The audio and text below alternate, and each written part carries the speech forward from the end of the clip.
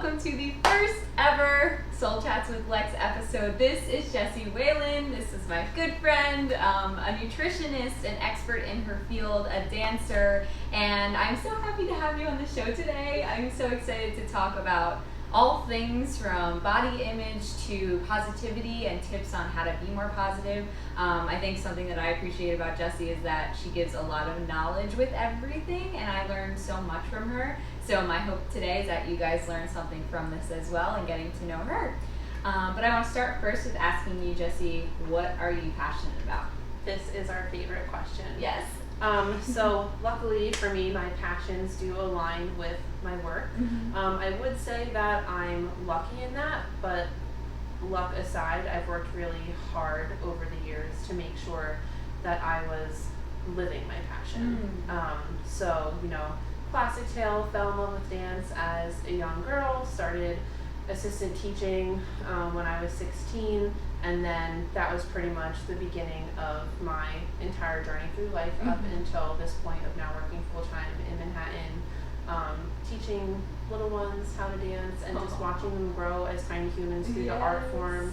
I won't get into it right now because it's not the point, but there's just like so much growing that you go through as a dancer, and it teaches you so much about life. And one of the things for me was body image and health. There's a lot of really unhealthy habits and lifestyle patterns that dancers fall into, and I definitely fell victim to a lot of those things. I did not have a positive body image. I struggled with that a lot, especially because like my physique, the way that it is now, and the way that I have my goals, it didn't just come to me. Like I had to work for it, and so in college, I ended up going to college for dance. I didn't know if I wanted to perform or be an educator. I fell in love with education, and then I also decided that I was just going to be a vegan Italian, but I didn't know how to do that because I grew up eating meat and cheese my entire life.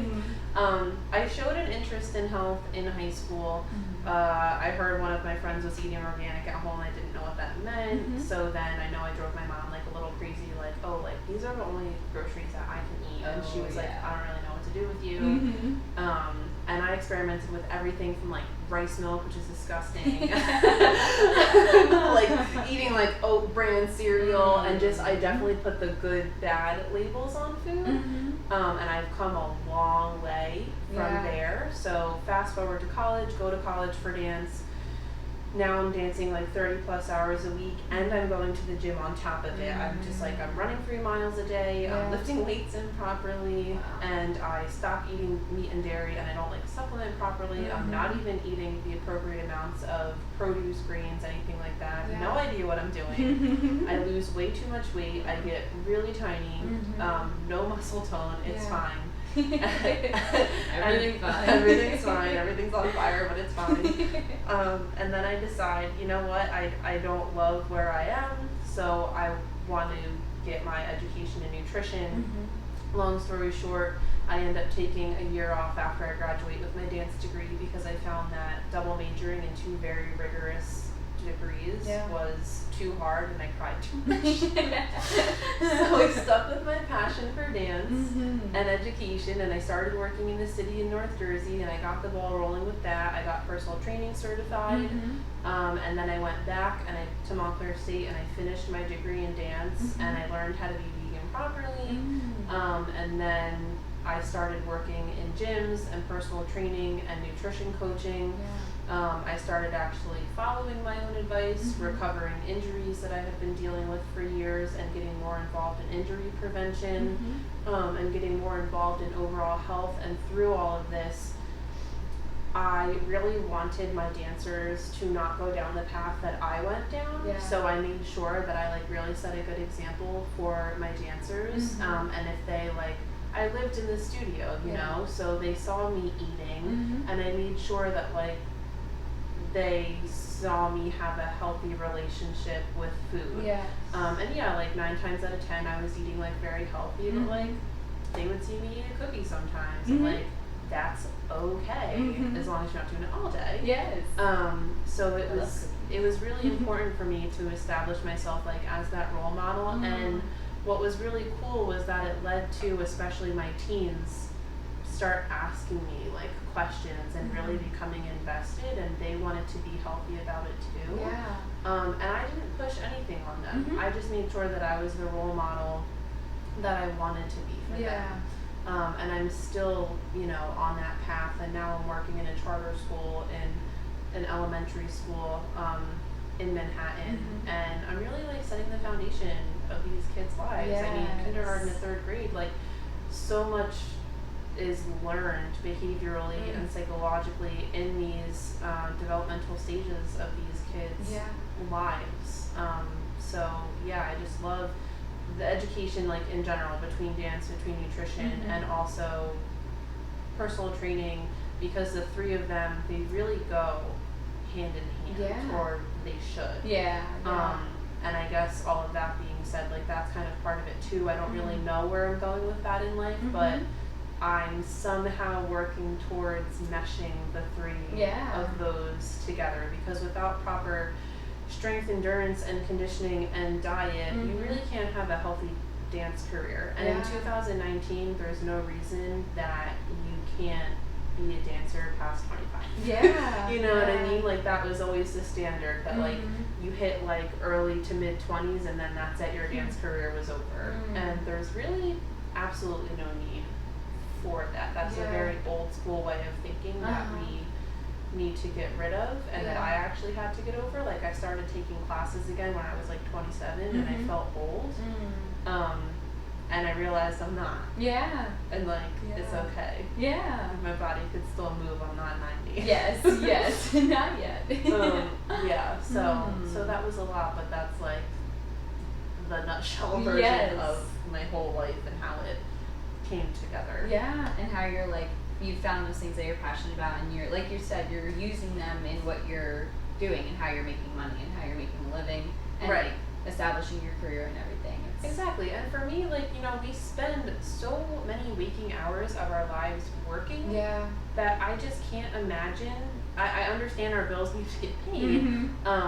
And, you know, there's things in life like that I personally like doing, like traveling and eating Thai food, you know, whatever. And love pad Thai. And these things, you know, cost money, but I really don't want to be miserable earning that money. You know, so and I've done it. You've actually seen me like go through it. Like I've been in environments that just didn't vibe with me and my soul and my energy and all that, and I've had to be real and like step away from them, and I learned from those experiences and moved on, and now I feel like I'm in a really great place with the schools that I'm in, and I finally feel like all the hard work and perseverance of like refusing to give up on the dream, you know, is finally coming together and paying off. It's a really good feeling. Oh, that takes courage too. Like, you know, like people can sit here and be like, oh, I wish I was there, I wish, but like I think you just kept going. Like you no never matter what, stopped. Like through hell and high water. And that's like, it's just like a testament to you not wanting to just live a, I don't want to say simple life, but live a life that isn't worth living, or like a purposeful. And it's, you know, I didn't do it alone. I had help along the way. You know, my mom helped me through so much of it. My sisters and friends have listened to me, you know, vent and cry, and I've been very fortunate to have a really amazing support system, and I've had plenty of people say to me, friends and family, like, you know, give advice, and then just at the end of the day say like, no matter what you choose to do, like I support you and I'm here for you. And I've gotten rid of many toxic people in my life, and some of that was hard because at one point in my life they weren't toxic, and then recognizing when they were toxic is really hard because it's hard to move on from things like that. But I feel like all of that really played a role in, you know, being with like my tribe of people that really support my vision. And I just think that that's so important, and the art of letting go is really, really difficult, but really empowering. You don't want to waste time at all, and I don't think that there's anything more valuable in time or in life than time. So for me, like the people that I spend that time with is equally as important, because I want to be happy in all aspects of my life, in my working life, in my social life, laying at home on the couch with my cat. Like I just want to be happy, and I think everybody does. It's definitely very real. I can agree with that for sure. Okay, so I know something that we've talked about pretty recently on our conversations and stuff have been about positivity and the power of positivity and how it actually changes your brain state and your brain physiologically. So what are a few things that you've learned recently about this topic? So yeah, it's been interesting. I've actually been, I know like we've like talked about this, and that's why I've been like excited to actually do this situation. I've actually struggled with this a lot, especially with having to constantly criticize myself and listen to criticisms, you know, constructive criticism, like being a dancer, but especially being a dancer, you know, nutrition and fitness aside, you're constantly trying to get better and be better and look better, and your hair needs to look a certain way, and you have like this body image thing going on, and you have costumes, and you know, you need to jump higher and plie more and whatever. So it's very easy to have negative self-talk because you constantly feel like you're not good enough, because you're always reaching for more. So over the past couple of years, it's been like a trickle effect of me just like finding podcasts and books and things like that, and also positive people like you. But like I started listening to the minimalists. I love them so much. And then through them, I think I actually discovered Jim Quick, who I'm like super obsessed with, and he brings in all these different psychologists. A few other podcasts. I found some like plant-based person in Australia that I really like listening to. The rabbit hole. Yeah, like, pretty much. I'm like, how did I end up in Australia? Here we are. I'm like following these people from all over the world. And a lot of it, no matter what the topic is about, it all revolves back to mindset. Mindset is so huge, and self-talk, whether it's negative or positive, and it's very easy to get caught up in the negative self-talk, especially when you do have goals in life, because if you're not there yet, it's easy to be very negative about it, or you can spin it around and have the positive mindset of, you know, the fact that you're taking the steps that you need to take. James Clear, you are getting 1% better every day. It's not so black and white. It's just like tomorrow I'm going to suddenly be where I am. It's like, and also within that positive mindset, not focusing so much on the goal. Of course the goal is there, but focusing on the journey and being positive throughout the journey, and focusing on that 1% better, and having the positive self-talk, and also reflecting on whatever you're going through, whatever you've been through, and not looking at things of like, why is this happening to me? Because it's easy to do that too. But looking at it as, this is happening. What can I learn from it? And how can I take those lessons and move forward from it? And if I don't like where I am, how can I make sure that I do not end up in this place again? And inevitably you might end up in a similar situation, but then when you do end up in a similar situation, it's like, what lesson did I learn the last time? And how can I get myself out of it? And honestly, life is a huge learning curve.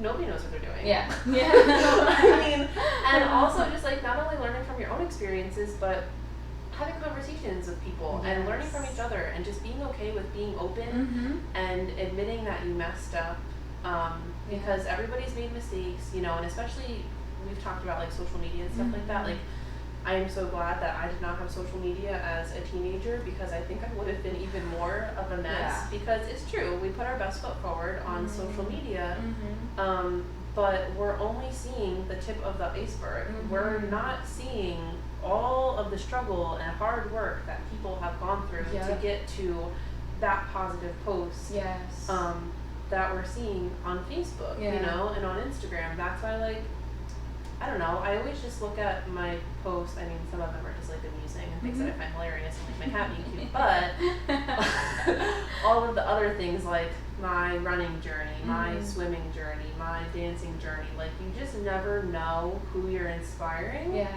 And I've actually caught up with a few people from like high school and college who I had no idea that they were watching, because they don't like comment or really like anything. Yeah. But I've like had conversations with them where they're like, thank you for like posting the things that you do because they're like so motivating and inspiring. And I'm like, me. Oh yeah. Yeah, and it's just been super insightful. And like even if I ever have the thought of like yesterday, I haven't had a mile PR running in a while because I was dealing with injuries, I kept stopping. And then I've been consistent with running for 8 months in a row now. Wow. Really good. Yeah. Really excited. I'm going for that 12-month mark. Yay!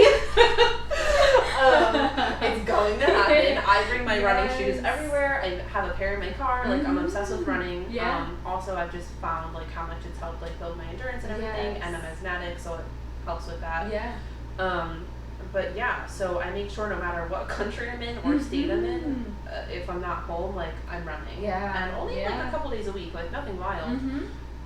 But I finally hit my like PR again. Yes. It was around like 7 minutes and 40 seconds, which like for me awesome. is fast. Yeah. I'm not like this crazy bolt lightning runner, whatever. So when I did that, I was like, oh my god, like it took 8 months, but I finally did it. Yes. I finally hit my sub 8 minute mile that I haven't seen in a year. And I think sometimes we can look at places that we've been and that we want to be again, and if we are having trouble getting there, it can be very discouraging. Yeah. But all I can say is just keep going because you're definitely not going to get there by giving up. Yeah. You know, and I've fallen victim to that, and I know many people have. Yeah. So like, you know, the reality is like it wasn't a quick fix. It took me 8 months, and now I'm trying to get my like sub 9 minute half marathon pacing back. Yeah. And I just have to keep going because it's probably going to take another 8 months of me just like consistently keeping up with the running and the strength training and the stretching and all the things that go into it. But it was when I like hit that benchmark, it was so motivating. And I was like, okay, it's possible. Like I just have to keep going. Yes. So reflecting and looking at things is just like so helpful. And important to me personally, right? So like you and I can talk about our individual journeys, but we cannot compare them. Yeah. And I think that going back to the social media thing, we are in this comparison society. And that can also lead to negative self-talk. Oh yeah. Because it's like, that person is where I want to be and I'm not there, and like, yeah, the grass is greener on their side because they're watering their grass. You have to water your grass or it's not going to be green. I love that quote. I love it so much. Yeah, it makes so much sense. It's so much sense. Yeah, so it's, again, I've fallen victim to it. It's hard to see people be in a place where you want to be, but you have to, I've really been liking lately saying like stay the path and like stay in your lane. Yes. And you know, support and celebrate your friends' victories. Yes. Because when the time is right for you and you hit, you know, your time of whatever it is, whether it's exercise, life, work, like whatever, like those same friends that you've been supporting are going to be there for you too. You know, the road, it goes both ways. Yeah, I love that. I love that. Like, yeah, it's important to not compare yourself, but I think it's also so important to celebrate the people around you too. You have to. Yeah, because that also creates, again, that positive mindset. Like, that's why this year, like, celebration culture is just something that I just keep thinking about. And seeing a lot of my friends struggle with comparison, like, I've definitely had moments of it, but I don't think I've ever been like a chronic comparison person. I have been. Yeah. Like sometimes I know how much my friends are affected by it, and it like hurts me to see them be affected in that way. So like it was after a conversation with like one of my good friends where I was like, this is not okay. Like she has so much to celebrate. Like she's come so far from, you know, she's a nurse now, and like all these things, and we just can't stop celebrating other people because we're not where we want to be. Exactly. Yeah. Yeah. Hello. We're filming. Come on in. Surprise. Come on, join us. Hi. Hi. Hi. You're here. Look. Yeah. Welcome This to is the studio. so cute. This is all I love going it. in. Oh my gosh, I love it. This is the intermission. I want one.